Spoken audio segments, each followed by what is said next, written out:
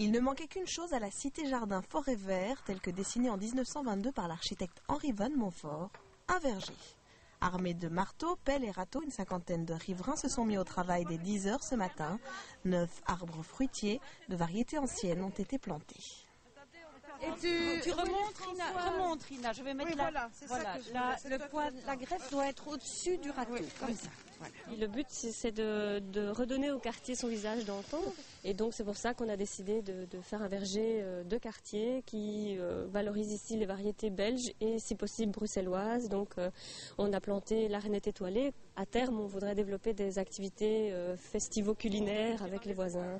Quartier durable depuis 2008, la cité Jardin Forêt Vert développe de multiples projets, paniers bio, spirale aromatique ou encore un futur potager.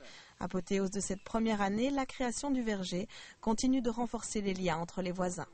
Ce sont des structures qui sont là dans le quartier pour les habitants, créées par eux, sur lesquelles vont se faire plein d'animations et toutes leurs fêtes de quartier dont ils sont friands. Ça solidifie aussi un esprit de quartier ?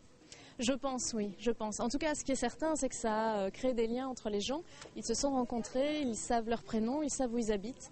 Ils se sont organisés pour acheter des paniers de légumes bio en commun, pour aller chercher leurs enfants parfois dans les écoles. Donc clairement, ça a créé du lien.